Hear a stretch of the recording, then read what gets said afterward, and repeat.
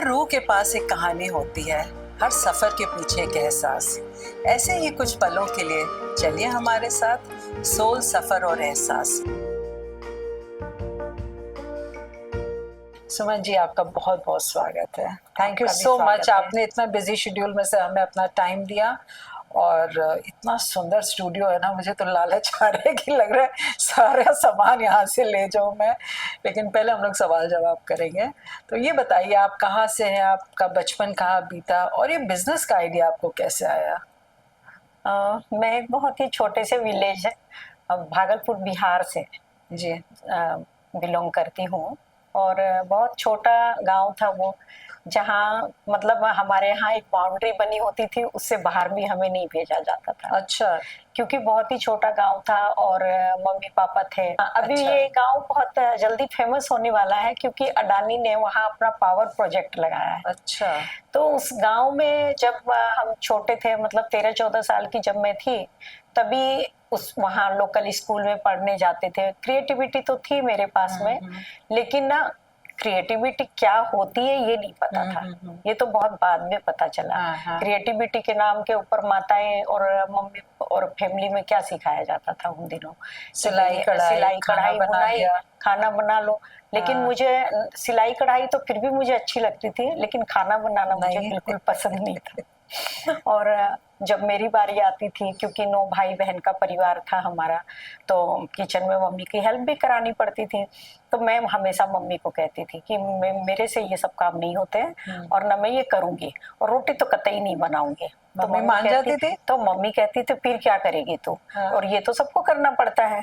मैंने कहा मुझे नहीं पता सबको करना पड़ता है कि नहीं, बट सुमन सौंथालिया नहीं करेगी। अच्छा, इतना बचपन तो से आपको मैं था? तब सुमन सौंथालिया नहीं थी, मैं सुमन चमड़िया थी। अच्छा। क्योंकि मेरे मम्मी पापा का जो सरनेम था वो चमड़िया था।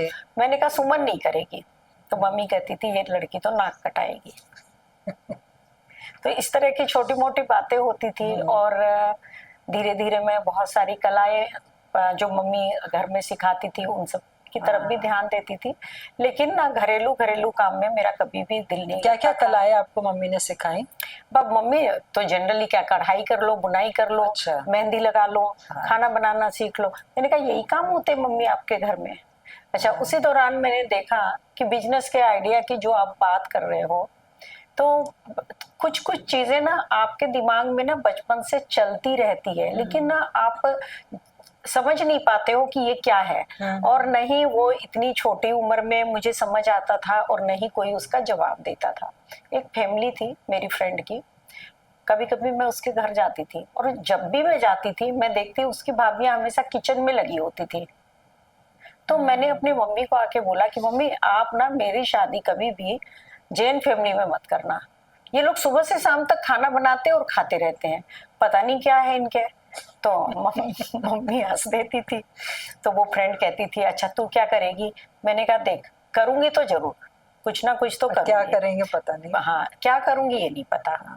तो हम तकरीबन आप ये समझ लो कि 10th क्लास में मैं थी। उसके बाद माइग्रेट होके हम कलकत्ता आ गए। कलकत्ता के बाद में डिमापुर, नागालैंड, आसाम आपने सुना होगा। बिल्कुल। कुछ साल में वहाँ रही, और 90 में मेरी शादी हो गई। किस उम्र में शादी हुई आपकी? 23 होगी। अच्छा। 23 मेरी शादी हुई, और शादी होने के बाद में दिल्ली आ गई। दिल्ली आने के बाद भी बहुत नया माहौल था। कलकत्ता ऐसा नहीं था जैसा कि मतलब दिल्ली है। और आर्ट एंड क्राफ्ट किसको कहते हैं वो यहाँ आके मुझे समझ में आया। तब 90 में शादी होने के बाद 93 में मेरा पहला बच्चा आया। उसको जब वो 2-2.5 साल का हुआ तो मैं लेके उसे घूमती रहती थी। कभी दिल्ली हाट जाती थी, कभी क्राफ्ट म्यूजियम जाती थी। तो क्राफ्ट म्यूजियम जब मैं पहली बार गई तो वहां मैंने देखा कि कुछ दीवारों पे आर्ट बने हुए थे। तो मैंने किसी से पूछा कि ये क्या है, तो उन्होंने कहा कि ये वर्ली आर्ट है। तो मैंने कहा अच्छा ये वर्ली आर्ट है तो मैं भी बना सकती हूँ। तो उसने बोला कि अच्छा आप भी बना सकते हो। तो उन्होंने बोला कि एक हैंडमेड पेपर पे वर्ली आर्ट बना के लाओ। तो मजाक में ही उन्होंने कहा। तो मैंने कहा हाँ ठीक है मैं बनाती हूँ, आप खरीदोगे ना? तो उसने बोला हाँ खरीदूंगा। तो मैं फिर मुझे बहुत ज्यादा जानकारी भी नहीं थी। मैं खादी ग्रामोद्योग गई, उसी ने बताया था कि वहाँ हैंडमेड पेपर मिलेंगे। वहां से मैं एक हैंडमेड पेपर, कुछ कलर, कुछ ब्रश वगैरह लेके आई। और ला करके मैंने उस दीवार के ऊपर जो आकृतियां बनी हुई थी उनको पेपर के ऊपर बनाया। घर आई, घर आने के बाद मैंने हूबहू उसको बहुत सुंदर ढंग से बड़े हैंडमेड पेपर के ऊपर चित्रित किया। ये देख करके दो घटना उसी समय साथ साथ हुई थी कि उन्होंने तो जब शॉप है क्राफ्ट म्यूजियम शॉप, अगर आप जानते हो तो उसने जब मेरे पेंटिंग और मेरे काम को देखा तो उन्होंने बोला कि कनॉट प्लेस में जो है, कनॉट प्लेस नहीं है, ये प्रगति मैदान अच्छा क्राफ्ट म्यूजियम, जिसमें जी जी बिल्कुल, जिसमें अभी लोटा रेस्टोरेंट भी खुला हुआ है। वहाँ उन्होंने आर्ट एंड क्राफ्ट की एक शॉप भी खोली हुई है और ऑल ओवर इंडिया के क्राफ्ट पर्संस को वहाँ पे बुलाया जाता है गवर्नमेंट ऑफ इंडिया की तरफ से और वो अपना लाइव डेमोन्स्ट्रेशन करते हैं। बिल्कुल। तो मैंने वहाँ से ये वर्ली आर्ट को देखा, बनाया और उस शॉप वाले ने पहली बार मुझे ये कहा कि हाँ पेंटिंग तो आपने बहुत सुंदर बनाई है सुमन, और आप इसकी कीमत में आपको 250 रुपीज दे सकता हूँ। अच्छा, मेरे लिए तो 250 रुपीज आज के 200 करोड़ रुपए के बराबर। मैंने कहा अच्छा 250 रुपीज है, तो मैंने 6 या 7 पेंटिंग बनाई थी। उन्होंने वो सारी, आपको पता नहीं था कि आपको पैसे मिलेंगे उस पेंटिंग? नहीं। अच्छा। उन्होंने, अरे हाथ का काम है, कोई पसंद कर ले और ले ले। क्योंकि मैं बचपन में भी कुछ ना कुछ बनाती रहती थी और गिफ्ट देते रहते थे। तो उन्होंने ले ली। लेने के बाद में मैं घर आई तो उन्होंने बोला बिल दे देने के लिए। तो मैंने हस्बैंड से बोला कि उन्होंने बिल मांगा है तो मेरे को बिल बना दो। तो उन्होंने हस्बैंड ने बोला अच्छा तुम्हें बिल चाहिए। तो मुझे ये भी नहीं पता था मैम कि बिल क्या होता है। फिर इन्होंने बोला अच्छा ठीक है, मैं टाइपराइटर के ऊपर तुम्हारा बिल बनवा देता हूँ। तो वो पेंटिंग देख रहे थे, देखते देखते इन्होंने बोला नाम क्या रखेगी? मैंने कहा नाम क्या रखें, सोच में पड़ गई, कुछ समझ नहीं आ रहा था। फिर हस्बैंड ने कहा ये आकृति क्या है? वर्ली आर्ट की आकृति को देख के उन्होंने कहा ये आकृति क्या है? एकदम से दिमाग में आया हम इसका नाम आकृति रख देते हैं। ठीक है, वहीं से शुरुआत हुई। फिर अमेंडमेंट होते होते आकृति आर्ट क्रिएशंस का नाम पड़ा और ये मेरी पहली कमाई थी। 7,500 रुपये समथिंग कुछ मेरे पास आए थे, जो कि उनकी एक शर्त होती है कि 30 डेज में वो पेमेंट करते हैं। ठीक है, अपने को तो मतलब कहते हैं ना कि प्यासे को पानी मिल गया और बनाए, फिर आगे काम करने लगे। तो हमारे पड़ोस में भी एक लेडी होती थी, उसने जब देखा कि मैं बहुत टैलेंटेड हूँ और मैं अच्छा काम कर पा रही हूँ, तो उसने बोला आ जाओ सुमन, हम दोनों मिलके बिजनेस करते हैं। तुम्हारे तो बच्चे छोटे हैं और मैं मार्केट सर्च करूंगी और तुम तो बहुत अच्छा बना ही रही हो, तुम बनाओ। बट उसके साथ मैंने 6 महीने काम किया और 10,000 रुपये हमने लगाए।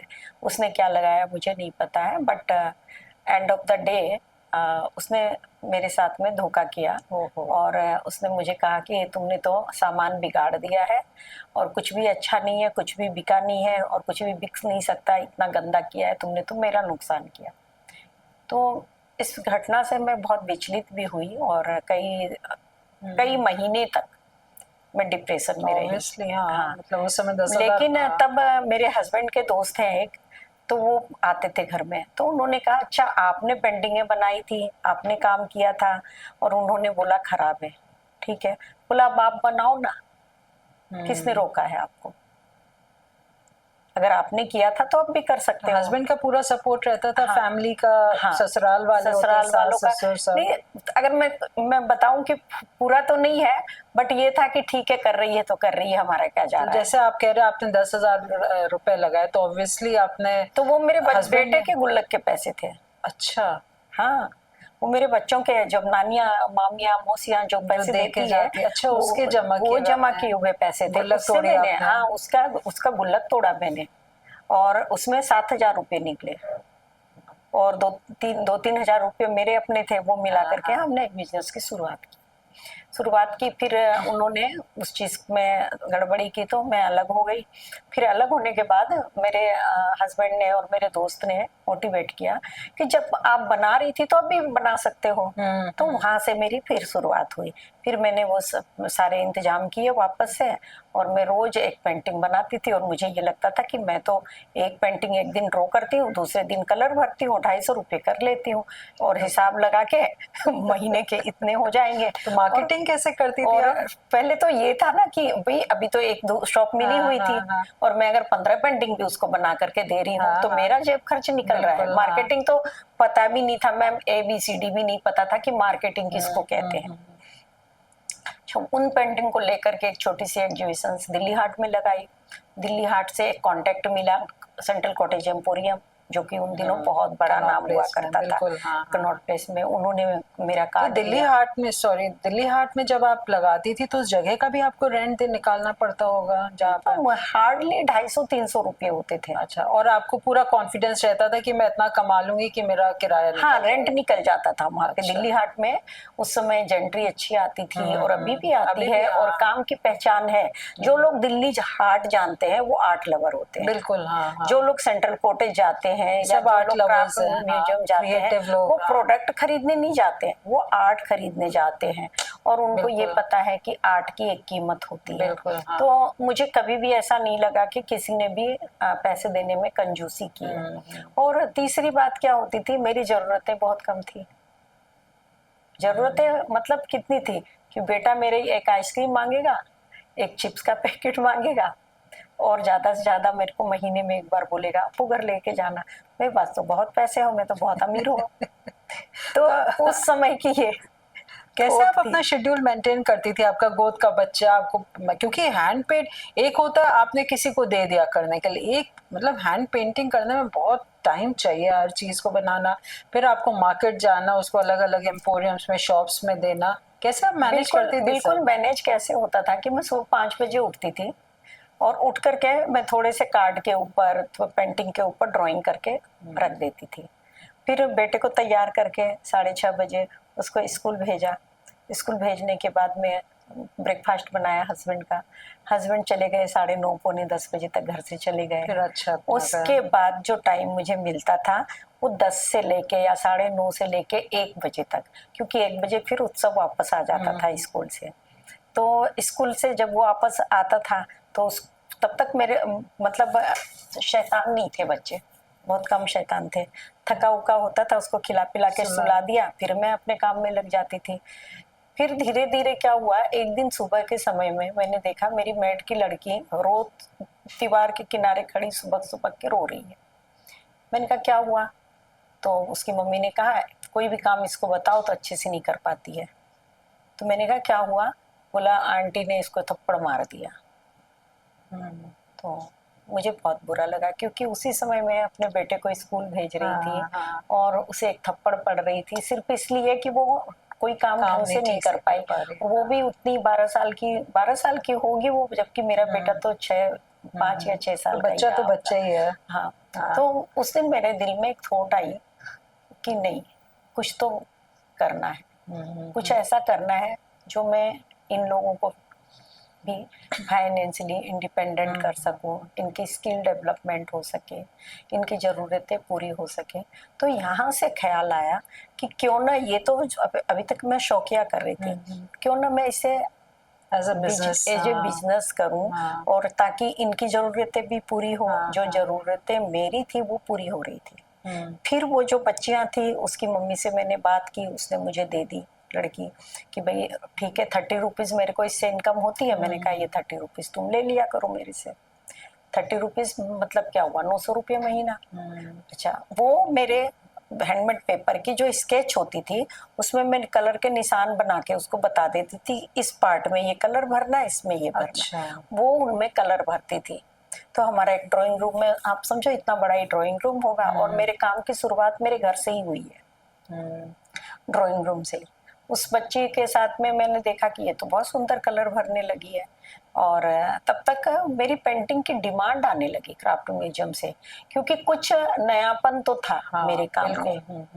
और मैंने वर्ली आर्ट को जानने के लिए, फिर वहाँ एक म्यूजियम है और उसमें एक लाइब्रेरी है, तो मैं जब लाइब्रेरी में गई और वहाँ से बुक्स वगैरह लिया, और मैंने वर्ली आर्ट का ओरिजिन क्या है, वर्ली आर्ट का को मतलब कहाँ से ये आया है, तकरीबन हिस्ट्री आपने जानी। 3,000 साल पुराना ये ट्राइबल आर्ट है, जो महाराष्ट्र के जिस गांव में सबसे ज्यादा ये बनता था उस गांव का नाम था वर्ली। अच्छा। और इसीलिए इस आर्ट का वहाँ नाम से। हाँ वर्ली पड़ा। क्योंकि ये बहुत साधारण आर्ट है। मैंने जैसे आपको बताया कि मैं गांव में पैदा हुई थी, और आज जब लोग ये कहते हैं कि भाई ऐसी जगह जहाँ ग्रीनरीज हो, खेती हो, हम अपने फल फ्रूट सब्जियां उगा सकते हैं, खेती होती है, तो उसको फार्म हाउस कहते हैं, और उसके अंदर एक घर होता है।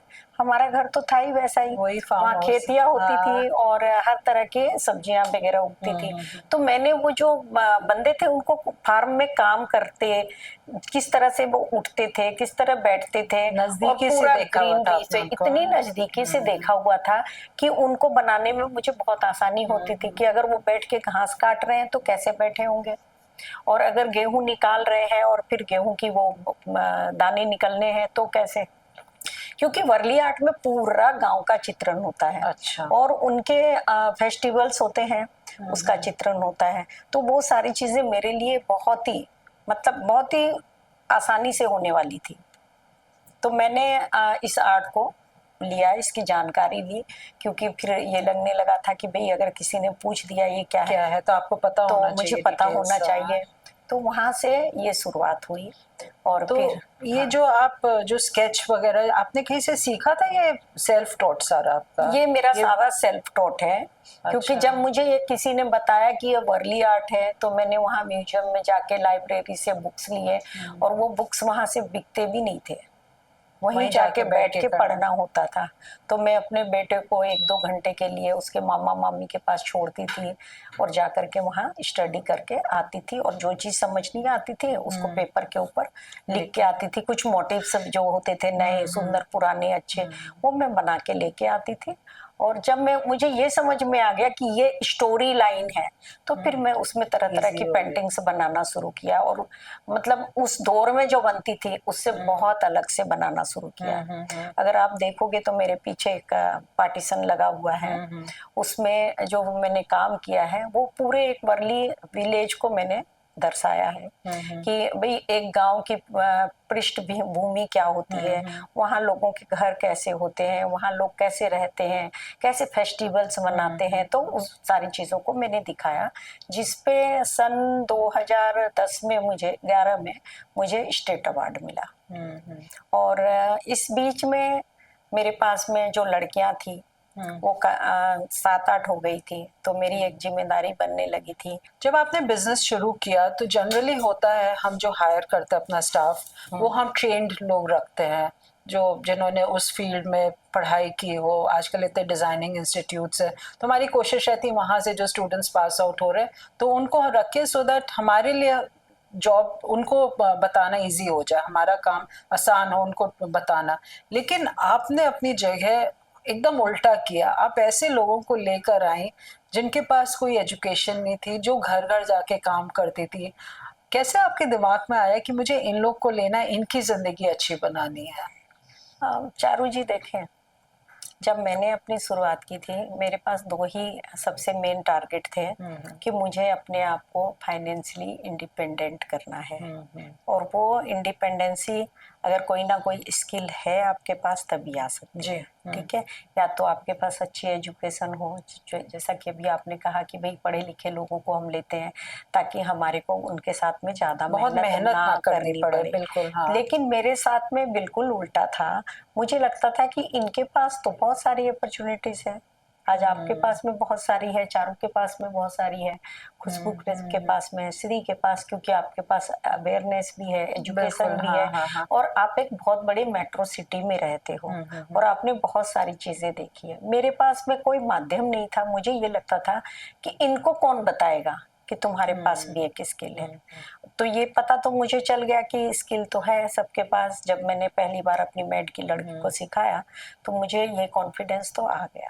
उसके बाद मेरे पास में मैं सिर्फ एक ही क्वेश्चन करती थी कि भाई जिसको काम करना है तुम आओ मेरे पास में, और मैं तुम्हारे को तुम्हारी पॉकेट मनी दूंगी, आने जाने का खर्चा दूंगी, और तुम्हारी माँ अगर कहती है कि तुम दिन भर में 50 रुपये कमाते हो तो ये 50 रुपये भी और 1500 रुपये तुम्हारे को पॉकेट मनी। तो आसानी से फिर आ जाती तो थे। वो लड़कियां आसानी से आती थी। इसके लिए देखो कई बार प्रॉब्लम भी होती थी मुझे, कि मुझे लगता था कि उनको मैं कैसे सरवाइव होगा, क्योंकि सस्टेनेबिलिटी हाँ जी, बहुत बड़ा मुद्दा थी उन दिनों बिल्कुल। मेरे लिए भी, कि भाई ये मैं बना रही हूँ। क्योंकि जब आप कमाएंगी तब तो आप आगे दे हाँ, पाएंगे। हाँ, तो एक दौर ऐसा भी आया कि भाई टीम तो बन गई 15 लोगों की, और कॉटेज एम्पोरियम को हम देते थे, क्राफ्ट म्यूजियम को बना के देते थे। एक दिन जब मैं गई वहाँ कॉटेज एम्पोरियम, तो उन्होंने बोला कि सुमन अभी हमारे पास बजट नहीं है, बजट नहीं है और हम आपका सामान नहीं ले सकते। मेरे तो होश उड़ गए कि सामान बना हुआ है, ये ले नहीं सकते हैं, और ये 15 तारीख चल रही है, 30 तारीख को इन बच्चों को तो मुझे और इन औरतों को तो मुझे पैसे देने पड़ेंगे। तो फिर मैं घर आई, रात भर सोचती रही। तो मैंने कहा कि कुछ और ऐसी चीज बनाए जिससे कि सामान बिके। हाँ बिके। हाँ, हाँ। तो फिर आप उसी सिर्फ पेंटिंग्स दौरान, देती हाँ थी। तब मैं सिर्फ हैंडमेड पेपर वाली पेंटिंग्स बनाती थी। उसी दौरान फिर मुझे मिट्टी के पॉट्स नजर आने लगे, अच्छा। और मैंने मिट्टी के पॉट्स के ऊपर पहली बार सुमन सोंथालिया ने ही मिट्टी के पॉट पे काम किया है, मैंने लिया और हुआ वो है। वर्ली के पॉट बनाए। बिल्कुल। तो जब मैंने वो पॉट बनाए और बना करके मैं उनके पॉटरी डिपार्टमेंट में गई, क्योंकि कॉटेज एम्पोरियम में बहुत सारे डिपार्टमेंट हैं, तो मैं उनके डिपार्टमेंट में गई और उन्होंने हाथों हाथ लिए, बोले अरे हाँ ये तो बहुत सुंदर लग रहे हैं। तो वहां से कॉन्फिडेंस आया कि मतलब आप किसी एक चीज पे टिक के नहीं रह सकते हो, उसमें हाँ चेंज लाना पड़ेगा चीजों में, और आर्ट को चेंज करना है और ट्रेडिशन को चेंज करना है। तो मैं नहीं कहती कि ट्रेडिशन को आप बदलो, बट अगर जिंदा रहना है तो ट्रेडिशन को तोड़ मरोड़ के चेंज करना हमारी जरूरत है। क्योंकि आप आज से 20 साल पीछे जाके देखते हो तो तब की लाइफ स्टाइल में और आपकी लाइफ स्टाइल में काफी अंतर आ गया है। तो फिर मेरे पास में एक मतलब थॉट आनी शुरू हो गई कि क्यों ना हम अलग अलग प्रोडक्ट बनाएं। जैसे वाजेस बनाए मैंने, लैंप्स बनाने शुरू किए। फिर इसी दौरान वहाँ के जो डिजाइनर थे कॉटेज के, उनको भी मेरे ऊपर कॉन्फिडेंस आने लगा। तो उन्होंने बोला सुमन कुछ डब्बे वुड के डिजाइन तैयार करते हैं। मैंने कहा सर करते हैं ना। फिर वुड के डब्बों के डिजाइन तैयार किए। तो फिर इस तरह से लकड़ी की लाइन शुरू हुई। तब तब 2 लाइनें हो गई थी। एक तो हैंडमेड पेपर पे पेंटिंग से बनाती थी, उसके बाद में फिर हमने टेराकोटा पे बनाया जिसमें वाजेस और लैंप बनाते थे, कप और कुल्हड़ बनाते थे। फिर आ गए हम वुड के ऊपर। वुड पे आए तो वुड में नहीं, तब छोटे छोटे आर्टिकल्स होते थे, आर्ट ऑब्जेक्ट होते थे, जिसमें तब तक एक और आर्ट को मैंने अपने साथ में जोड़ना शुरू किया। वो आर्ट था डोकरा आर्ट। डोकरा आर्ट के बारे में बहुत सारे लोग जानते होंगे कि ये मध्य प्रदेश का ट्राइबल आर्ट है और इसे लोस्ट बैक्स टेक्निक से बनाया जाता है। तो मैंने उस आर्ट को अपने आर्ट के साथ में फ्यूज करके बनाना शुरू किया। उसकी भी मुझे बहुत अच्छी रिस्पॉन्स मिलनी शुरू, हाँ बहुत अच्छी रिस्पॉन्स मिलनी शुरू हुई। तो इस तरह से जब रिस्पॉन्स मिलनी शुरू हुई तो हमारा कारवा भी बढ़ना शुरू हुआ। क्योंकि हमारे पास तब तक आप ये देखो कि मार्केटिंग के लिए मैं कहीं नहीं जाती थी, डिमांड सिर्फ और सिर्फ मैं कॉटेज एम्पोरियम के ऊपर डिपेंड करती थी। और एक टाइम और ऐसा आया कि ये 3 प्रोडक्ट होने के बाद एक दिन मेरे बायर ने बोला कि अभी हमारे पास बजट नहीं है, और सुमन खाली आप हर समय कॉटेज कॉटेज ही क्यों देखते हो, बाहर मार्केट क्यों नहीं देखते हो। तो ये थॉट उस दिन फिर रात भर नींद नहीं आई। मैंने कहा बात तो ठीक कहा है समिता जी ने, अब इसको कैसे आगे लेके जाना चाहिए। फिर मैंने अपने आसपास के जो बड़े बड़े शॉप्स होते थे, खान मार्केट में मैं घूमते घूमते चली गई। वहां मैंने देखा कि एक शॉप बंद पड़ी हुई थी, उस पर एक टेलीफोन नंबर लिखा हुआ था। तो मैंने उसके ऊपर से टेलीफोन नंबर लेके आई, आके मैंने उस पर नंबर मिलाया। तो कोई लेडी ने उठाया और उसने बोला कि हाँ हाँ ये हमारी शॉप है बट अभी बंद है। तो मैंने कहा मैम ये शॉप आप क्या मुझे रेंट पे दे सकती हो। तो उसने बोला कि नहीं रेंट पे तो नहीं दूंगी, बट एक बार तुम मुझसे आके मिलो। मैं उससे मिलने गई, उसको मैंने अपना सामान दिखाया, उसको इंटरेस्टिंग लगा, और वो कुछ बड़े बाप की बेटी भी थी। और उसने मुझे कहा कि तुम 10% मुझे जब सेल होगी तो दे देना। मैंने कहा हाँ ठीक है। क्योंकि एक्चुअली मैं बताती हूँ कि मैं बिजनेस पर्सन नहीं थी, मार्केटिंग मुझे नहीं आती थी, ये सारी चीजें खोली आपने खान मार्केट में भी शॉप? हाँ, तो वो शॉप मैंने ली, उन्होंने दे दी। और 15 दिन के बाद ऐसा हुआ कि एक कोई श्रीलंकन आया, उसने अंदर घुसने के साथ ही बोला ये सामान सारा पैक कर दो। पहले तो मुझे लगा कि ये मजाक कर रहा है, बट उसने बोला yes I want all of this. तब मैंने फटाफट उनको फोन किया, क्योंकि मुझे तो पता ही नहीं कि कैसे इसको यहाँ से मैं रिसीव करूंगी। मैंने उनको फोन किया कि ऐसे ऐसे एक बंदा आया है और वो सारा सामान मांग रहा है। तो वो तो आई, अपनी एक और फ्रेंड को लेके आई। They both the ladies are very smart. उन्होंने ठीक है ये सारा सामान पैकिंग करवा करके अपनी गाड़ी में रख करके एयरपोर्ट के ऊपर, जहाँ वो जो लॉजिस्टिक वाला डिपार्टमेंट है वहां पहुंचवा दिया। ठीक है जी, पैसे आए, जो पैसे आए उसने 10% काट के मुझे दे दिया। ठीक है, फिर मैंने दूसरे दिन उस दुकान को भर दिया वापस से सामान ले जाके। अब उसके पास फिर उसने एक दिन मुझसे पूछा कि ये सामान तुम कहाँ बेचते हो? तो मैंने कहा सेंट्रल कॉटेज एम्पोरियम में। तो सेंट्रल कॉटेज एम्पोरियम में सामान जरूर देती थी, बट मुझे ये नहीं पता कि वो मेरी इस कप को कितने की बेच रहे हैं। अगर मेरी इसके ऊपर कॉस्टिंग 15 रुपये आई है, मैंने इसके ऊपर 10 रुपये रख लिए अपने लिए और अपनी लड़कियों के लिए, और 25 रुपये का उनको ददे दिया। फिर वो दोनों लेडीज पहुंच गई कॉटेज एम्पोरियम। उन्होंने रेट देखा और उन्होंने वहां रेट देखा कि उन्होंने 125% टेराकोटा पे एड ऑन किया हुआ है। वहां से जो है उनका दिमाग घूमा। वो कहती है सुमन 10% में तो कुछ नहीं होगा, 25% तुम्हें मुझे देना पड़ेगा। मैंने कहा कि कोई बात नहीं, 25% ले लेना, अगर बिकेगा तो 25% ले लेना। मार्केट अच्छा था, 25% में भी बिकना शुरू हो गया। बट बाद में उनका ये मैंने देखा कि फिर एक दो और लोगों को उसने उस दुकान में एंट्री दे दी। और बेचने के बाद भी सामान के पैसे नहीं देने लगी। फिर आप वहां से निकल फिर मुझे एक दिन मेरा दिमाग सड़क गया, मैं अपना सारा सामान उठा के ले आई। मैंने कहा मुझे काम ही नहीं करना, अगर गलत लोगों के साथ काम नहीं करना, ना मैं गलत करती हूँ ना काम गलत करती हूँ। आपने 25% मांगा, मैं 25% दे रही हूँ, बिकने के बाद तो पैसे दो आप। उसने नहीं दिए। तो इस तरह से आपके इस तरह से स्ट्रगल बहुत रहे लाइफ में। और पैसे की कमी तो देखो रहती ही थी। छोटे छोटे लेवल के ऊपर काम करते थे, थोड़ा स्टॉक उठा के लाते थे, मिट्टी के पोट बना के लाते थे, उसे गुड़गांवा जाती थी मैं। तो उन दिनों बस में जाती थी क्योंकि मेरे पास गाड़ियां नहीं होती थी। हस्बैंड के पास एक मारुति जैन थी, तो वो अपने काम के लिए यूज करते थे।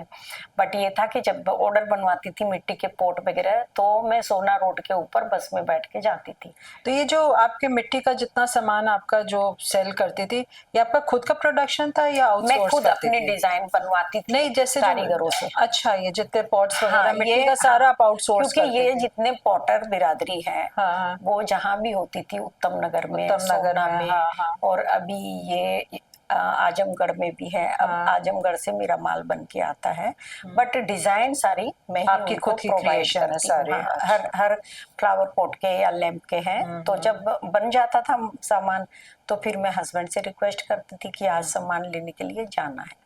तो कभी वो जाते थे, कभी नहीं जाते थे। तो फिर दूसरा तरीका क्या था, उत्सव के स्कूल की वैन आती थी, उसमें बैठ के जाते थे। तो मैं जब 2 बजे के बाद वो खाली हो जाता था तो मैं उसको हायर करती थी। 250-300 रुपये समथिंग जो भी लेते थे, वो मेरे साथ जाते थे, मेरा मटेरियल लाने में मदद करते थे। तो मैं ऐसा नहीं कहूँगी, स्ट्रगल बहुत थे, लेकिन हेल्प भी मिल जाती थी। कभी हस्बैंड से मिलती थी, कभी पे करके मिलती ना, थी। हम लोग लेडीज होती हैं, महिलाएं होती हैं, अगर ठान लें तो हम लोगों को कोई कुछ भी मुश्किलें आ जाए, हम लोग 2 रुपया बचाने के लिए मैं डायरेक्ट बस में बैठती थी आनंद विहार से उत्तम नगर के लिए। क्योंकि अगर मैं 2 बस लेती थी तो दोनों बस के बीच में 2 रुपये का अंतर आता था। आनंद विहार से उत्तम नगर की जो कि पूरे 1 घंटे 45 मिनट में पहुंचाती थी, तो मैं डायरेक्ट बस ही लेती थी। तो आपकी फैमिली, आपके हस्बैंड, आपके बेटे, इन लोग का भी पूरा उनको पता ही नहीं था कि मैं कर क्या रही हूँ। जब बच्चे आपके बच्चे तो बहुत छोटे थे। नहीं, जब बड़े हुए तो उन लोग का भी यहाँ नहीं, बच्चे की बात मैं बताती हूँ। जब ये काम मैंने शुरू कर लिया और काम चलने लगा मेरे पास में, तो मेरी मेन जो प्रायोरिटी थी वो थी मेरे बच्चे। उनको एक अच्छी एजुकेशन दिला सकूं मैं, क्योंकि मेरी एजुकेशन अंडर ग्रेजुएट हूँ मैं। मुझे बोलने में कोई शर्म नहीं है, बिल्कुल नहीं, मैं अंडर ग्रेजुएट हूँ। और अगर मैं सच बताऊं तो मुझे पढ़ने में मेरा दिल ही नहीं लगता था। और मम्मी मुझे इस बात के लिए बहुत डांटती थी। ये जो आपका काम है, इतना सुंदर आपने काम किया हुआ है, ये किसी भी एजुकेशन से कम नहीं नहीं, है। वो तो देखो आज दिख रहा है ना, अदरवाइज माँ कहती थी इसका कुछ नहीं हो सकता। जब कोई ऐसा कहता है ना इसका कुछ नहीं हो सकता, तब अंदर एक और वो आ जाती है, लड़ाई रहती है कि अब मैं करके दिखाऊंगी कि कैसे नहीं हो सकता और चारू मैम, एक तो आपको बड़ी मजेदार बात बताती हूँ। मेरी एक बुआ होती थी, अब तो खैर वो नहीं रही। मैं अपने घर की 5वीं औलाद हूँ और वो भी लड़की। तो मेरी बुआ ने मम्मी जैसे परेशान होगी तो बुआ कह रही थी, अरे भाभी रो मत, पता नहीं कौन सी बचेगी कौन सी मरेगी। हाँ, तो ये शब्द मैंने अपने कानों से सुने हुए हैं। बट मैं बहुत मस्त मौला किस्म की थी। जब मुझे पहली बार प्रेसिडेंट अवार्ड मिला, मैंने मम्मी को फोन किया। मैंने कहा मम्मी बुआ से कहना जो बन जाती है वो प्रेसिडेंट हाउस चली जाती है। तो इस बहुत सारी चीजें लाइफ में ना, आप चाहे अनचाहे कहीं ना कहीं आपके अंदर में होती है, जिसे आपको लगता है कि भाई लड़कियां क्या नहीं कर सकती है। बिल्कुल। बट और आजकल तो लड़कियां ही करके बट दिखा वो रही जो समय था, मतलब बहुत ज्यादा बोलने ही नहीं दिया जाता था। आपकी जो घर से शुरुआत, आपने काम की शुरुआत की, उसके बाद आप खान मार्केट गई, तो इस सफर में कितने साल लगे? और खान मार्केट से जो ये प्रेजेंट आपके जहाँ पे आपका ये पूरा फैक्ट्री कहेंगे से या फैक्ट्री वर्कशॉप और स्टूडियो, इतना सुंदर आपका एक डिस्प्ले, अभी वो भी हम देखेंगे, दिखाएंगे अपने ऑडियंस को। तो ये सब का पूरा सफर कितने साल लगे, घर से लेके खान मार्केट और खान मार्केट से लेके ये जगह तक जो आपकी 3 मंजिल की पूरी बिल्डिंग है? ये सारे सफर में 98 से मेरी शुरुआत हुई। 2004 से मुझे रिकॉग्निशन मिलनी शुरू हो गई। तब अगर मैं ये बोलूं कि लोग मुझे जानने लगे। ब्लाइंड स्कूल में जो दिवाली मेला में जो हाँ, आपकी स्टॉल, मेरे ख्याल से तभी से दिवाली मेला में भी 2000 से मैंने 2002 से स्टॉल लगाना शुरू किया। 2004 से मुझे लोग जानने लगे कि कोई सुमन सोंथालिया है और वो वर्ली आर्ट बनाती है और टेराकोटा पे भी बहुत सुंदर आर्ट बनाती है। इसके बाद मुझे 2-3 एनजीओज मिले, जो कि एक एनजीओ था मुंबई में। और मेरी उसकी भी बड़ी इंटरेस्टिंग बात है, मैं बहुत कलरफुल प्रोडक्ट बनाती हूँ। अभी भी आप देखोगे तो मेरी पेंटिंग्स में, मेरे प्रोडक्ट में कलर्स बहुत वाइब्रेंट्स होते हैं। क्योंकि मुझे क्या लगता था कि लाइफ में ना लोगों के पास में बहुत कुछ नहीं है। मेट्रो सिटी में तो लोग वैसे ही बहुत ड्राई है। एक कलर्स इतने वाइब्रेंट होने चाहिए कि आप चाहे कितने भी उदास हो, फूल देख के तो हर कोई मुस्कुराता है। तो मुझे लगता था कि मैं ऐसे प्रोडक्ट बनाऊं जिसको देख के हर किसी के चेहरे पे खुशी आ जाए, प्रसन्नता आए, और उसको खरीदने के बाद उनको एक लगे कि हाँ, उन्होंने एक अच्छी इन्वेस्टमेंट की है। तो मैं वाइब्रेंट बनाती थी सारी चीजें। तो 2002 के बाद लोग मुझे जानने लगे। मेरा पहला आर्टिकल आया था 2002 में जागरण सखी में। अच्छा। उसके बाद एक एनजीओ मिले मुझे 2004 में, उनके साथ में मैंने काफी एक्सपोर्ट का काम किया। और उन्होंने पहली बार मुझे बताया कि सुमन, आपके सबसे खास बात पता है क्या है? आपके कलर कॉम्बिनेशन, जो कि मुझे नहीं पता।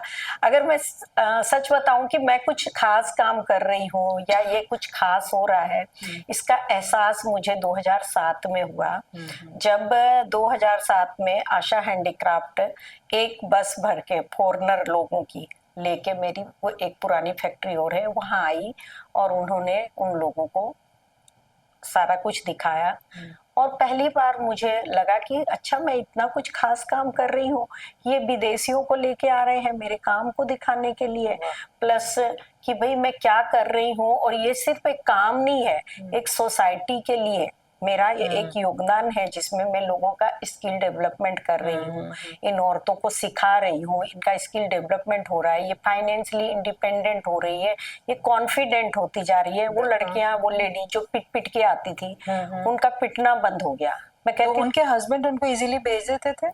हाँ, क्यों नहीं, पैसे पैसे लेके जा रही है। और कईयों को घर जाने के बाद 2 थप्पड़ मार के छीन लिया जाता था। हाँ, तो उन औरतों को मैंने स्ट्रॉन्ग किया। मैंने कहा कि तुम बैठो मेरे साथ, उनकी काउंसलिंग की। मैंने कहा अगर इस बार देना तो तुम भी पलट के दो। तो कई बार ऐसा हो भी गया कि दीदी आपने जो बोला था मैंने दे दिया उसको।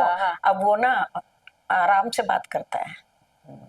तो मैंने कहा देखो, हम मौका देते हैं, हम लोगों को हमने सहने की आदत डाली है, क्योंकि हमारी कंडीशनिंग एक ऐसे माहौल में हुई है जब माए बच्चियों को कहती थी बेटा ये तो सबके साथ होता है, बेटा थोड़ा बर्दाश्त करना सीखो, कोई बात नहीं है, आगे चल के सब ठीक हो जाएगा। तो वो कंडीशनिंग से निकलना इतना आसान नहीं है। लोगों को घर से बेटियों को विदा किया जाता था, घर को संभाल के रखना चाहे जो भी हो जाए। तो लेकिन मेरी तो एकदम बिल्कुल विपरीत आदत थी।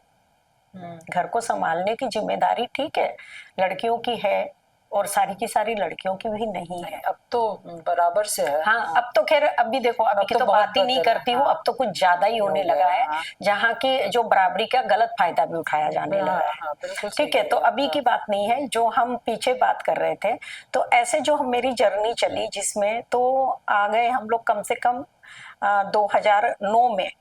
2009 में पहली बार मुझे ये डेवलपमेंट कमिश्नर ऑफ हैंडीक्राफ्ट, ये भारत सरकार का एक उपक्रम है, जहां आर्ट एंड आर्टिजन्स को एक कार्ड बना के दिया जाता है, उनको डेवलप होने के लिए मौके दिए जाते हैं। तो वहां से मेरे को एक लेटर आया कि आपका काम बहुत अच्छा है, दिल्ली हाट में कई बार हमने देखा है, आप एक पेंटिंग बना करके क्यों नहीं अवार्ड के लिए डालते हो। तो मैंने उस समय फिर एक पेंटिंग बना के ये पार्टीशन बना करके अवार्ड के लिए डाला। और उसी तो ये नेशनल अवार्ड या ये स्टेट अवार्ड है, ये स्टेट अवार्ड का है। और उसी सेम साल में मैंने ये जो लैंप यहाँ लगा हुआ है, ये नेशनल अवार्ड के लिए जमा किया। अच्छा, तो ये नेशनल अवार्ड विनर है और ये स्टेट अवार्ड विनर है। ये स्टेट अवार्ड। और शिल्प गुरु वाला? और शिल्प गुरु वाला मैंने यहाँ नहीं लगाया है, उसकी फोटो वो कुछ ज्यादा जगह लेता है। अच्छा। उसमें एक सेंटर टेबल है और 4 चेयर्स हैं, जिसके ऊपर मैंने पूरा भारत बनाया है। ये टेबल की बात की, और आपकी एक बनाई हुई टेबल राष्ट्रपति भवन में। हाँ, राष्ट्रपति भवन के किसी, अब तो किस कोने कैसे में आपको वहां से मिला ऑर्डर? नहीं, वहाँ का एक आर्किटेक्ट है जो इंजीनियर है, वो हमारे जानकार थे, उनकी पोस्टिंग वहाँ हो रखी थी प्रेसिडेंट हाउस में, तो उन्होंने अपने केबिन के लिए बनवाई वहाँ पे। तो वो वहाँ रखी हुई है।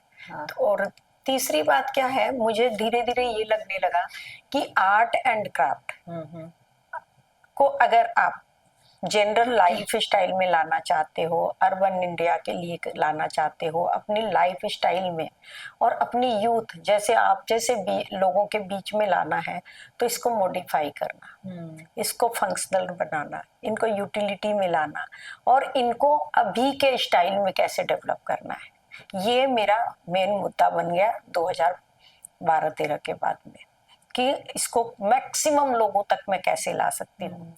2014 में मेरा बेटा कॉलेज खत्म करके उसने आकृति आर्ट क्रिएशंस को ज्वाइन किया। बड़े बेटा, उसका नाम उत्सव था। और वो उसने आने के बाद में बहुत सारे आकृति में चेंजेस किए, और उसने आकृति आर्ट क्रिएशंस में अपनी ऑनलाइन स्टार्ट की। उसने मेरा ट्रेडमार्क रजिस्टर्ड कराया जब वो कुल 12 साल का था।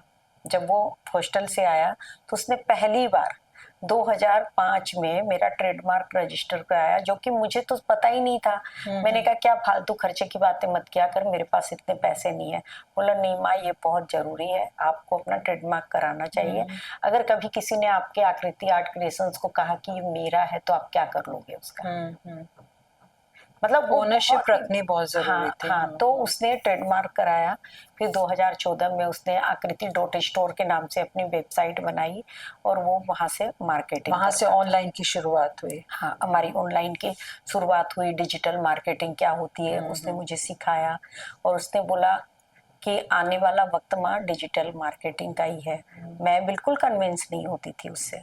हमारे रोज झगड़े होते थे, क्योंकि मेरे पास लिमिटेड तो साधन होते थे, लिमिटेड पैसे होते थे। अब उसने पहली बार बोला हमें फोटोग्राफी करानी है, तो मैंने कहा कितने पैसे लगेंगे? तो उसने बोला ज्यादा नहीं, 5,000 रुपये। मैंने उसको भगा दिया।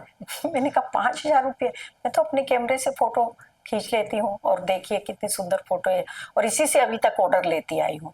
तो कहता आपने ऑफलाइन ऑर्डर लिए ना माँ, लेकिन ऑनलाइन ऐसा नहीं चलेगा। मैंने प्रॉपर फोटोग्राफी करनी हाँ, होगी। प्रॉपर फोटोग्राफी करने के लिए उसने एक बजट लिया, फोटोग्राफी कराई और अपना उसने शुरू किया। और जगह जगह के ऊपर वो बहुत अच्छी चीज़ें मेरे लिए करता था, क्योंकि मैं देखो एक ट्रेडिशन से बंधी हुई हूँ और आज भी मैं ट्रेडिशन में विश्वास करती हूँ। बट उसने बताया, बोला ट्रेडिशन क्या, अब आप जाते हो तो हर जगह साड़ी पहन के जाते हो क्या, आप पैंट शर्ट जीन्स पहनते हो ना, तो तोड़ो ना, अपने आर्ट फॉर्म को भी तोड़ो आप। तो ये बहुत सारी चीज़ें, चाहे अनचाहे आपके बच्चे सहयोग करते हैं आपको, उस बताते हैं। और उत्सव ने तो खैर वो ना, वो मेरा बेटा कम मेरा दोस्त ज्यादा था। और 2016 में उसको ब्रेन ट्यूमर हो गया था और 2024 20 जनवरी को उसकी डेथ हो गई। और आज भी मैं यहाँ आती हूँ तो सिर्फ एक ही बात लेके, उसने कहा माँ कहीं भी कमजोर नहीं होना है। मतलब कमजोरी, यहाँ बहुत सारी बहनें हैं, बहुत सारी बेटियां हैं जो काम करती हैं और वो सिर्फ मुझे जानती है, दीदी कहती है सब मुझे, तो मैं कैसे छोड़ दूं, मैं उनको छोड़ नहीं सकती। और दूसरी तरफ मैं ये देखती हूँ कि उसके जाने के बाद ये परिवार में और प्रगाढ़ता हो गई है। ये लोग मुझे पहले से ज्यादा इज्जत देने लगे हैं, पहले से ज्यादा संभालने लगे हैं, पहले से ज्यादा मेरा केयर करने लगे हैं।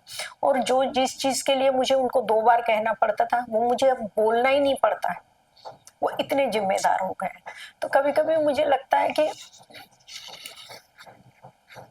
आपके हाथ में कुछ नहीं है और जो कुछ भी होता है हो जाता है बस।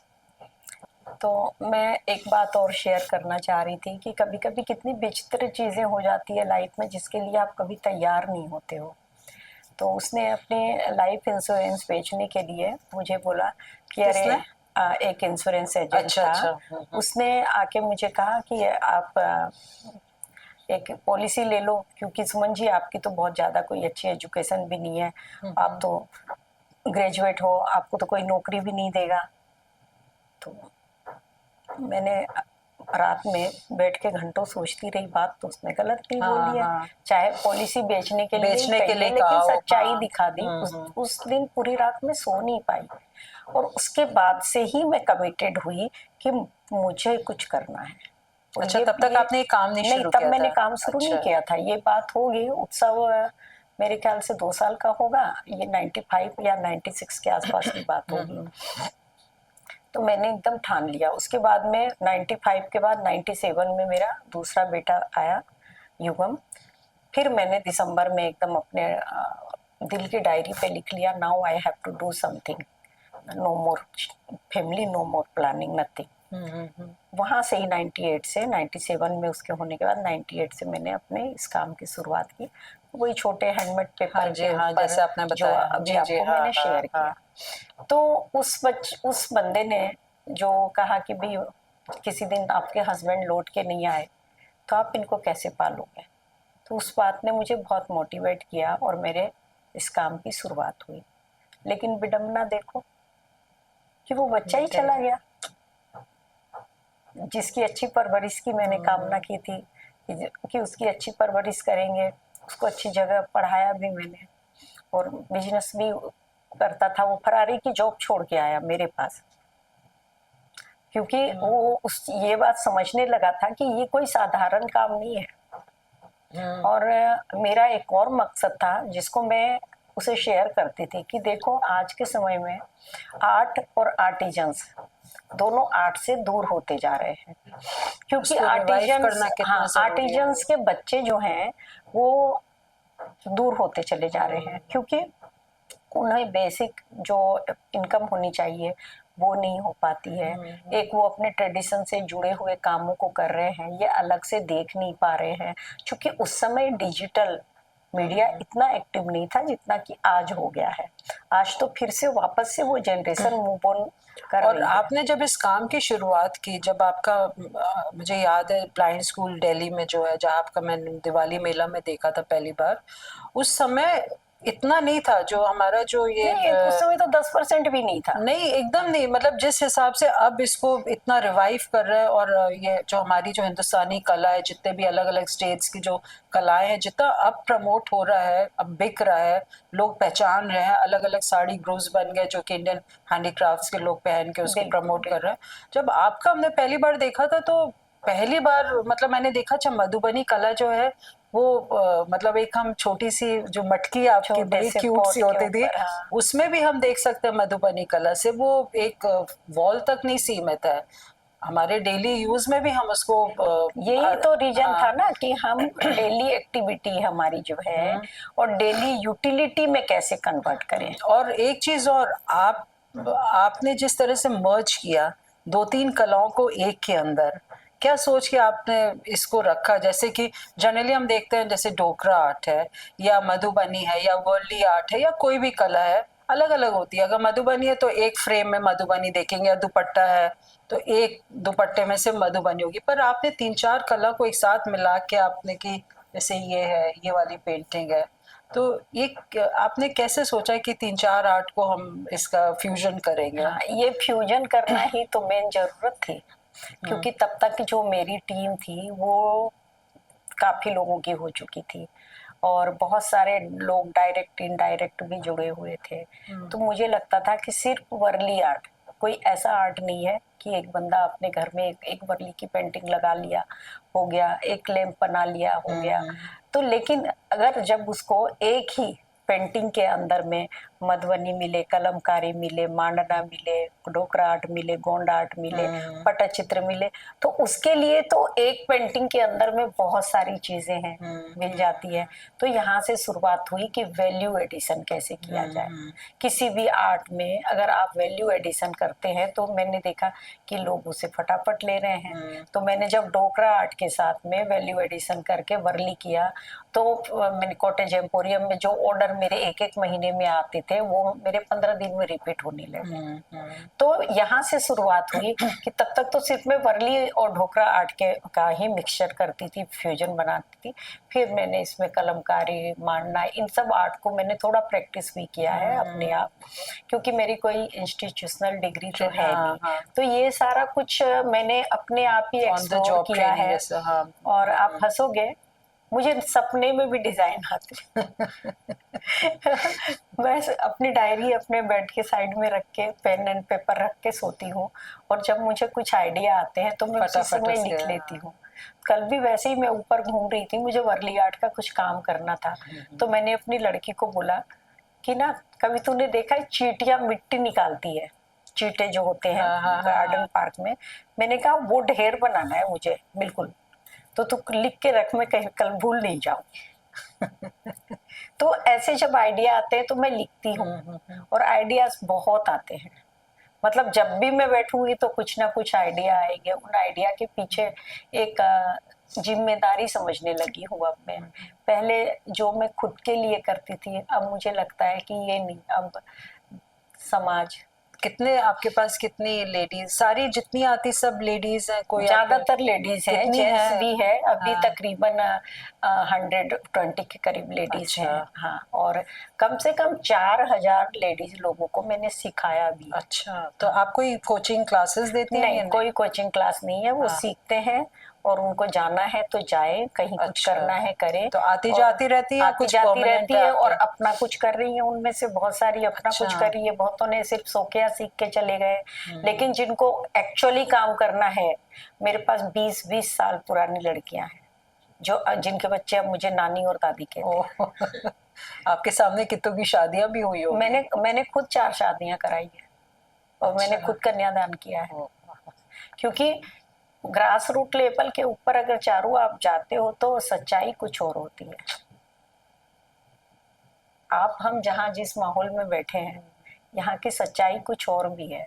ऊपर कुछ ऐसे लोग हैं, अभी आपको दिखाऊंगी कि उसको मैं लाख समझाती हूँ, उसके बाद भी नीचे जाएगी, एक थैला लिया हुआ है, उसमें प्लास्टिक की बोतलें, प्लास्टिक जमा करते हुए जाएगी, जबकि उसको यहाँ से आराम से 10,000 रुपए की सैलरी भी मिलती है और भी उसको सब कुछ मिलता है, पीएफ और ये ESI वगैरह सब कुछ है, लेकिन नहीं है, वो अपना उसका डर रहा है। तो जरूरतें इंसान की बहुत हो सकती है और आप एक जरूरत से ज्यादा नहीं दे सकते।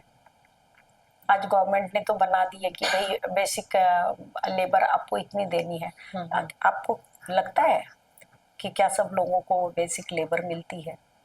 नहीं मिलती है, नहीं मिलती है ना। लिखवाते कुछ है, देते कुछ है। हाँ, नहीं मिलती है। यहाँ मेरे जो एम्प्लॉयज हैं उनका PF PS ESI वगैरह सब कुछ हम लोगों ने किया हुआ है जो परमानेंट है, और जो अपने घर पे जॉब वर्क लेके जाते हैं वो अलग है। वही है ना, हुनर सबके पास होता है, बस वही तराशने की जरूरत है। तराशने की जरूरत है, हुनर सबके पास है, तराशने की जरूरत है। हाँ। और एक पुश की जरूरत है।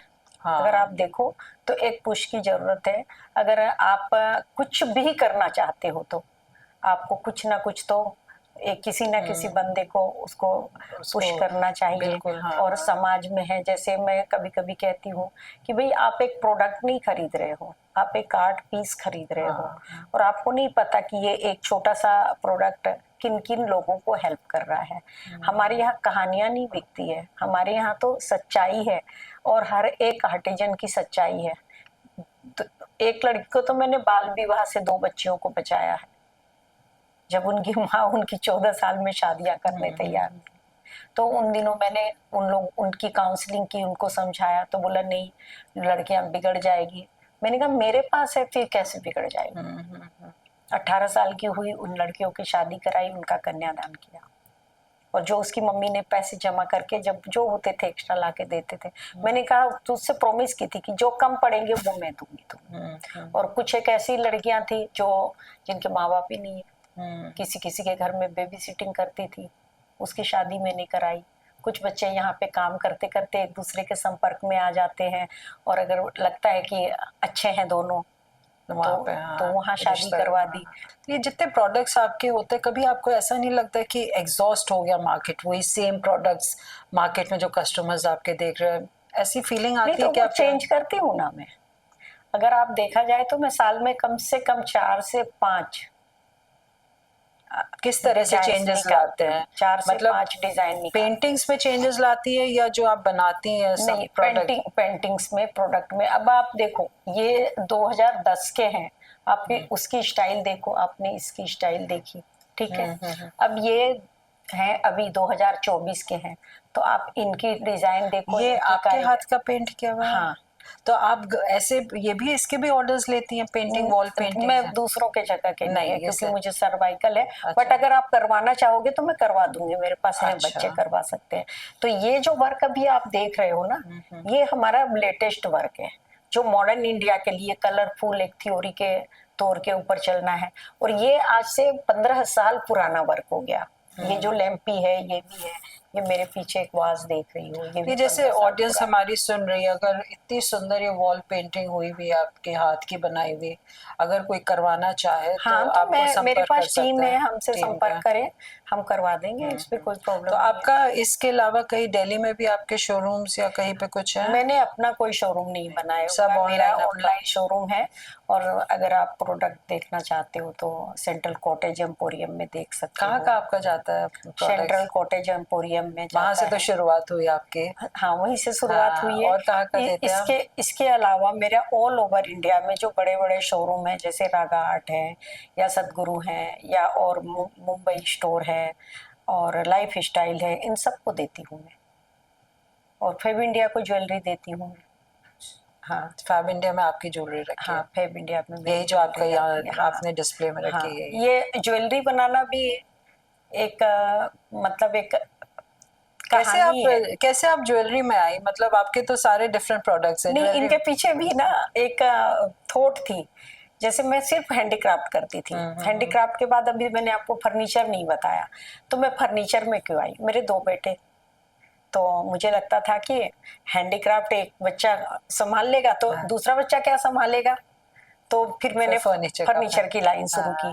अच्छा, साथ साथ में ये भी थॉट थी ना कि भाई फर्नीचर की लाइन तो एक ऐसी है कि बच्चे संभाल लेंगे, लेकिन पेंटिंग तो नहीं कर सकेंगे। और छोटा वाला तो पेंटिंग का ABCD भी नहीं जानता, बड़ा तो फिर भी जानता है। तो ये फर्नीचर बनाना एक थॉट थी कि एक लाइन ये भी शुरू की जाए। तो इसके लिए भी हस्बैंड ने बोला क्या ये फालतू के काम कर रहे हो, इतना अच्छा तो तुम्हारा ये चल रहा है, इसमें फर्नीचर तुम कर पाओगे? तो मैं जवाब नहीं देती थी, क्योंकि मेरे पास जब तक कर ना लूं मैं बताती नहीं थी। और ये हमेशा मेरे साथ होता था कि मेरे को हमेशा अंडर एस्टिमेट किया जाता था। आपके अंदर और एक वो रहता होगा कि अब करके दिखाना। हाँ, अंडर एस्टिमेट होता था। तो जब ज्वेलरी भी शुरू की, तो ज्वेलरी शुरू करने के पीछे भी तो कोरोना का भी हाथ था कि भाई जो लेडीज घर में रह गई वो कहती थी कि दीदी अब हम क्या करें। मास्क, सारे लोग मास्क बनाने में लगे। अरे भाई मास्क भी कोई कितने पहन लेगा। फिर मैंने कहा कि ज्वेलरी एक ऐसी चीज है, आप घर में रहो चाहे बाहर रहो, पहनोगे तो जरूर। तो वहां से ज्वेलरी की शुरुआत की। उन लड़कियों को भी मजा आने लगा, मुझे भी मजा आने लगा। उसके बाद ज्वेलरी में क्या क्या बनाते हैं? नेकलेस में, हाँ, नेकलेस बनाते हैं, पेंडेंट बनाते हैं, इयररिंग्स होती हैं, एंकलेट होते हैं, ब्रेसलेट्स वगैरह। ब्रेसलेट्स भी अभी। और क्या रेंज है आपकी ज्वेलरी की? ज्वेलरी में मिनिमम 100 रुपीज से लेके 1500-2000 रुपए तक की। तो ये सब मिट्टी का है जो? नहीं, मिट्टी नहीं है इसमें। मिट्टी है, वुड है, ब्रास है, रेजिन है। अच्छा, सब कुछ है, सब है। हाँ, स्टोन है। तो वो सारे को, इसमें भी वही फ्यूजन वाला कमाल है। मतलब जो मार्केट में ज्वेलरी आप देखते हो उससे बिल्कुल ही अलग ज्वेलरी मेरी बनती है। तो मेरी ज्वेलरी में आपको मतलब कॉमन मार्केट में तो आपको नहीं मिलेगी। जो भी ज्वेलरी अगर मैं बनाती हूँ वो कॉमन मार्केट की ज्वेलरी नहीं है। तो ये ज्वेलरी बनने का आया। इसके पीछे भी किसी का कटाक्ष था, क्या ये तुम 100 रुपये, 50 रुपए की ज्वेलरी बना रहे हो। मैंने कहा अभी तुम्हें समझ नहीं आ रहा है कि ये 2 रुपये, 50 रुपये, 100 रुपये वाली ज्वेलरी कितना बड़ा बिजनेस कर सकती है। जब मैं मिलान गई और वहां से जब मैं ऑर्डर लेके आई ना, तब इनको पता चला कि अच्छा, मिलान से आप लेकर? हाँ, मिलान से भी ऑर्डर लेके आई। वहाँ पे एग्जीबिशन लगाने गई थी मैं। और मैंने वहाँ 8 दिन की एग्जीबिशन थी और वहाँ से मैंने ज्वेलरी के ऑर्डर निकाले। मैं लास वेगास भी गई हूँ। वेगास में भी मैंने एक एग्जीबिशन की है। इसके अलावा ब्राजील में की है मैंने। कैसे आप मैनेज करते हैं? यहाँ से पूरी आपकी टीम जाती है या कैसे? ये सारी तो वहाँ से इनविटेशन आता है या आप अप्लाई करना पड़ता है? ये सारी भारत सरकार जो गवर्नमेंट ऑफ इंडिया है, वो यहाँ से आर्टिजन्स को लेके जाती है। और कुछ हमने प्राइवेट भी की है। अच्छा। तो जब गवर्नमेंट ऑफ इंडिया लेके जाती है तो वो आपका 75% रिम्बर्स करती है। और 25% आपको खर्च देना पड़ता है। हाँ। तो जो पहली एग्जीबिशंस की थी उसमें तो मतलब मुझे कुछ पता ही नहीं था, हम ऐसे ही घूम घाम करके आ गए। फिर सेकंड वाली में थोड़ा एक्सपोजर मिला, फिर थर्ड वाली में ऑर्डर आए। उसके बाद कोरोना आ गई। अब देखते हैं नेक्स्ट। वेयरेबल आर्ट मतलब हम कपड़े तो पहनते ही हैं, है ना? आप देखो, कपड़े का मार्केट और ज्वेलरी का मार्केट कभी खत्म नहीं होगा। फुटवेयर का मार्केट, पर्सेस का मार्केट, ये सारे क्या है। अब मैं खुद को दुपट्टे और स्कार्फ साड़ियों में भी लेके आई थी, बट उसको मैंने बहुत जल्दी साइड आउट किया क्योंकि ये बहुत तेजी से बदलने वाला फैशन है। और ऑलरेडी मेरे पास में इतने सारे काम है, मैं ये और काम के बीच आप कर रही हैं अभी साड़ी? हाँ, मैंने साड़ियाँ, दुपट्टे, अच्छा, हाँ, काफी किया, लेकिन मैंने हटा दिए। ज्वेलरी तो क्या है, बनाई, डिजाइन अगर नहीं पसंद आया उसको डिसमेंटल करके दूसरे बना लो। ज्वेलरी सबसे अच्छा काम है और बहुत मजा आता है। अच्छा, तरह तरह की चीजें बनाने में, सुंदर सुंदर डिजाइन बनाने में। मेरा बेटा है जो जिसने कि बिशप कॉटन स्कूल से अपनी पढ़ाई की, यहाँ पे भगत सिंह से उसने ग्रेजुएशन की, MBA किया, फरारी में उसकी जॉब लगी थी। उसके बाद भी जब उसको ये बात समझ में आई कि ये काम कोई साधारण काम नहीं है और पैसे इसमें भी बन सकते हैं, बट आपको थोड़ा सा अपने स्किल को अलग ढंग से यूज करना पड़ेगा। भाई आप साइकिल चला रहे हो तो साइकिल एक अलग ढंग से चलती है, लेकिन अगर कार चला रहे हो तो उसमें 2-3 क्लच भी होता है, ब्रेक भी होती है और एक्सीलेटर भी होता है। ये 3 चीजें होती है। बट साइकिल में क्या होता है, तो अभी जो हमारे आर्टिजन्स के बच्चे हैं वो समझते हैं कि उनके पास सिर्फ साइकिल है। वो साइकिल नहीं है, ये आर्ट एंड क्राफ्ट ना कभी भी मर्सिडीज का रूप ले सकती है। लेकिन आपको देखना पड़ेगा कि ये मर्सिडीज कैसे बनानी है, क्योंकि जिसने भी मर्सिडीज बनाई होगी वो काफी काबिल बंदा होगा। अच्छा, उसके साथ भी छोटे छोटे आर्टिजन्स भी होंगे और उनको क्या कहते हैं, काम करने वाले लोग भी होंगे। उसमें से कुछ बहुत ज्यादा स्किलफुल होंगे, कुछ कम होंगे। तो उन सब लोगों ने मिलके ही तो मर्सिडीज बनाई होगी ना। तो ये जो आर्ट एंड आर्टिजन्स के बच्चों की बात है, तो मैंने देखा है कि जब से सोशल मीडिया एग्रेसिव हुआ है तो आर्ट और आर्टिजन्स के बच्चे वापस से यू टर्न मारना शुरू किए हैं और उन लोगों ने अपनी ऑनलाइन खुद बनाई है अपने प्रोडक्ट, जो कि पहले वो हमें देते थे, अब वो प्रोडक्ट वो खुद बेचने लगे हैं। और जब से सोशल मीडिया एक्टिव हुई है तब से उनको भी नए नए डिजाइन मिलने लगे हैं, आइडियाज मिलने लगे हैं। तो अब मुझे लगता है कि अब की तरह जो प्लायनबाद था आज से 10 से 15 साल पीछे, वो काफी कम हो गया है। क्योंकि मैं अपने ही बहुत सारे आर्टिजन्स को जानती हूँ जिनके सबके बच्चों ने अपने माँ बाप के काम को संभाल लिया है और अपने माँ बाप की हेल्प कर रहे हैं। मेरा बच्चा जो सेकंड है, युगम नाम है उसका, वो जर्मनी में एक यूएस कंपनी इंटीजर के साथ में मार्केटिंग करता है। वो मार्केटिंग की स्ट्रेटेजी प्लान करता है। वो अपनी जॉब छोड़ करके अपनी माँ के हैंडीक्राफ्ट के बिजनेस को संभालने के लिए आ रहा है। इसको क्या बोलेंगे आप कि आज वो भी अब्रोड से, जर्मनी जैसी कंट्री से वापस आ रहा है। तो आर्ट और आर्ट के इस जगत में, इस संसार में आपके करने के लिए बहुत कुछ है। आपको थोड़ा स्किलफुल, थोड़ा लॉयल, डेडिकेशन दोनों ही चाहिए होती है। भी पका पकाया तो किसी को नहीं मिलता। पका पकाया जब तक आप छोटे होते हैं तो आपकी मम्मी देती है, उसके बाद कोई नहीं देता है।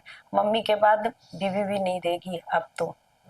हाँ, अब वाइफ भी बोले कि खाना है तो खुद पका के खाओ।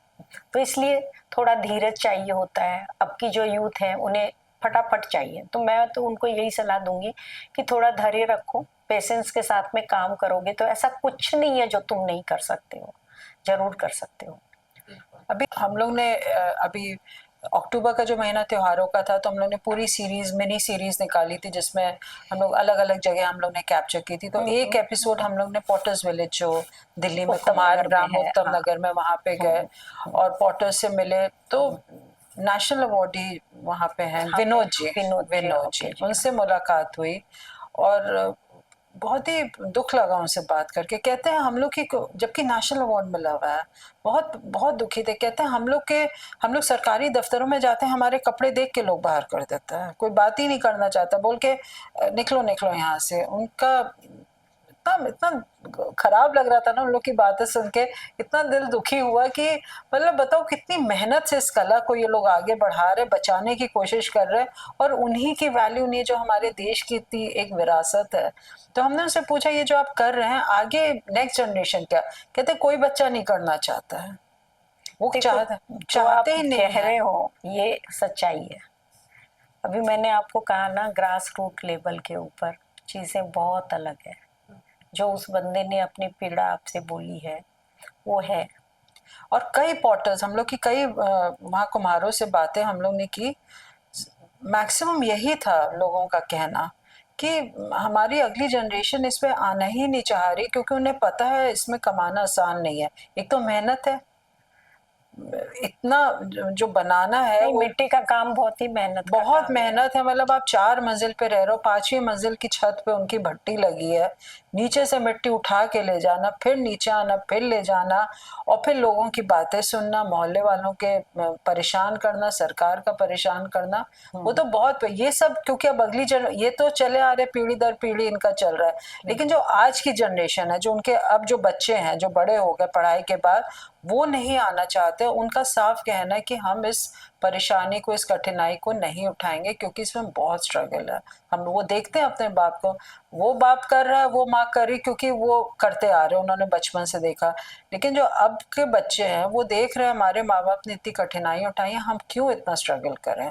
तो हमने उनसे पूछा कि फिर ये बच्चा कैसे कमाएगा? कहते वो कमा लेगा, क्या है, इधर से खरीदेगा उधर बेचेगा, उधर से खरीदेगा इधर बेचेगा, लेकिन ये काम नहीं करना चाहता है। तो वो भी परेशान दिख रहे थे कि जो हमने जिस विरासत को, जिस कला को हमने संभाल के रखा है, उस ये कला तो खत्म हो जाएगी। अगर देखा जाए ना, आपकी बात में 100% सच्चाई है, मैं इसको एक्सेप्ट करती हूँ जी। क्योंकि बहुत बार इस तरह की स्थितियों का सामना मुझे भी उस दौरान करना पड़ता होगा। हाँ। 2004-5 से लेके 6-7 तक तो इस तरह की स्थिति का सामना मुझे भी करना पड़ता था, जब लोग ये कह देते थे काम मार्केटिंग करने या काम मांगने जाते थे तो कई बार काम मिलता नहीं था, तो किसी ने मुझे सलाह दी कि ना तुम आर्टिस्ट जैसी दिखती नहीं हो। भाई मैं एक बहुत अच्छी फैमिली से बिलोंग करती हूँ और वो भी मारवाड़ी, तो भाई तरीके से कपड़े पहनना है, तो कहते, मैंने कहा फिर आर्टिस्ट कैसे दिखना चाहिए और नहीं मेरा ट्रेडिशन। तो उन्होंने कहा कि आपका तो ये ट्रेडिशन भी नहीं है। तो मैंने कहा फिर कैसे आर्टिस्ट कैसे दिखता है? टूटी हुई चप्पल, कुर्ता पजामा और सर में तेल डाल करके एक चुटिया बनाया हुआ। और मैं सच बताऊं, मैंने ऐसा कर भी लिया 1 महीने, उसके बाद भी काम नहीं मिला। एक दिन आके सब उठा के डस्टबिन में डाला। मैंने कहा मैं जैसी हूँ जो हूँ मैं ऐसे ही काम करूंगी। तो गई उनसे मिलने मैनेजर से, तो उसने बोला ये तो आपका ट्रेडिशन नहीं है। मैंने कहा तो क्या हुआ, कहीं लिखा हुआ है किसी किताब में कि ये ट्रेडिशन नहीं है तो मैं ये रिपरली आर्ट नहीं बना सकती हूँ? तो फिर ये मिट्टी का पोट था, मिट्टी के पोट के ऊपर पेंटिंग की हुई थी, तो इन्होंने बोला ये तो कुम्हार बनाते हैं। तो मैंने कहा हाँ, मैंने कब कहा कि मैंने बनाया, मैंने तो इसके ऊपर ये आर्ट किया है। मुझे तो अंदर से ना बहुत खुंदक आई, मैं शायद तुम्हारे जैसी उम्र की रही होंगी। मैंने कहा फिर तो टेक्सटाइल कंपनी वाला आएगा, बोलेगा ये कपड़ा मैंने बनाया इसलिए पेंटिंग मेरी है, और एक्रेलिक कलर्स वाला आएगा, बोलेगा ये कलर मैंने बनाया है तो ये पेंटिंग मेरी है। मैंने कहा ये कैसा सवाल है? उस दिन मेरे हस्बैंड भी मेरे साथ थे, बाहर बैठे हुए थे, कहते अब तो हो गया तेरा काम। इस तरह के जवाब देने की क्या जरूरत थी? मैंने कहा इस तरह का जवाब मैंने कहा सच्चाई आप बोली सोचो ना। कि उस वो क्या बोल रहा था। मैंने कहा ना दे काम। मैंने कहा ऐसे इस तरह से मैं झूठ बोल करके या किसी की चापलूसी करके काम नहीं चाहिए। जो सच है वो ये सच है। मतलब वो क्या सुनना चाह रहा था? वो चाह रहा था कि मैं उससे खुशामद करूं। मैंने कहा कि जो ये आर्ट मैंने बनाया, बस ये मटेरियल क्या है, ये कलर कहाँ से आ रहा है, ये केन कहाँ से आ रहा है, ये आप इसमें देखो, इसमें भी ये तीन चीजें लगी हुई। मिट्टी का पोट किसी ने बनाया है, ये केन कहीं और से आई है, इसको केन करने वाले ने किया है, मैंने सिर्फ इस पर पेंटिंग की है और इसको डिजाइन इस कप में कितने लोगों को रोजगार मिला है? और इस कप से कितने लोगों को रोजगार मिला है? मेरा काम तो सिर्फ ये है। आप देख रहे हो, पता नहीं क्या देख रहे हो, मुझे नहीं समझ में आ रहा है। ये छोटी सी बात के बाद में वहां से मेरे को बहुत अच्छा काम मिलना शुरू हो गया। एक बार बुलाया ऑफिस में, कहते हैं ये सुमन सोनथालिया कौन है, बुलाना उसको। उस दिन बहुत तेज डांट के गई थी। तो कभी कभी इस तरह की चीजें भी होती थी। प्राइस वाटर का नाम आपने सुना होगा, तो प्राइस वाटर वाले लोगों ने एक बार गूगल के ऊपर मुझे देख के मेरे से कांटेक्ट किया। तो जब उत्तराखंड में अभी ऋषिकेश में भी इनकी एक सेमिनार हुई थी, तो इन्होंने मुझे इनवाइट करते हैं। जब भी मैं कुछ भी चार्ज नहीं करती हूँ, नहीं कुछ चाहिए मुझे। जब भी वो बुलाते हैं, जब भी कोई चाहता है कि हम आए और आके ट्रेनिंग दे, एमएसएमई में भी मैं जाती हूँ और वहाँ भी महिलाओं की 1-to-1 काउंसलिंग भी करती हूँ। तो अब मेरा समाज के प्रति ये नजरिया चेंज होने लगा है कि आपके पास जो भी है, अब दिन अपनी कला को बांटना जरूरी है, नहीं तो आप ही तक सीमित रह जाएगी वो। हाँ, अब दिन बहुत थोड़े रह गए हैं क्योंकि सीढ़ियां नजर आने लगी हैं। कब वो सीढ़ियां खत्म हो जाए पता नहीं है। तो इसलिए जो भी बांट सकती हूँ वो बांट के जाना चाहती हूँ, जो भी मैं कर सकती हूँ करके जाना चाहती हूँ। और एक और छोटी सी बात आपके साथ चलते चलते मैं भी शेयर करूं। मेरे जब मैं 10 साल की थी तो मेरे भाई को सैनिक स्कूल में भेजा जा रहा था। तो मैंने मम्मी से कहा कि मुझे भी सैनिक स्कूल में जाना है। तो मम्मी ने कहा नहीं नहीं, वहाँ लड़कियां नहीं जाती है। तो मैंने कहा तो फिर देश की सेवा मैं कैसे करूंगी? तो मुझे कोई जवाब नहीं मिला। जब मैं बड़ी हुई तो मुझे अपने आप ये जब काम मिला तो मुझे लगा ये भी तो देश की सेवा ही है। बिल्कुल। हाँ, तो आज मैं अपने आप को एक सैनिक समझती हूँ और अपने देश की सेवा करने का आपने कला को, अपनी विरासत को जो जो बचा कर रखा हुआ, ये भी तो एक देश की सेवा ही है। कि ये मेरा माध्यम है कि मैं अपने देश की सेवा अपने कला से कर सकूं। और चाहे मैं चंद लोगों के ही लिए काम कर रही हूँ, कुछ तो कर रही हूँ। और मेरी उन सब लोगों से प्रार्थना है कि 2 हाथ कम से कम पकड़ो। अगर हम एक एक बंदा सिर्फ 2-2 हाथ भी पकड़ेगा तो हम बहुत कुछ कर सकते हैं। तो ये मेरा संदेश है और संदेश भी है लोगों के लिए कि आप जब भी कोई हैंडीक्राफ्ट से बना सामान लेते हो तो आप ये मत समझो कि ये कोई प्रोडक्ट है। ये किसी ना किसी का घर चलाता है, किसी ना किसी बच्चों को शिक्षित करता है, किसी ना किसी की दवाइयों की खुराक पूरी करता है। बिल्कुल।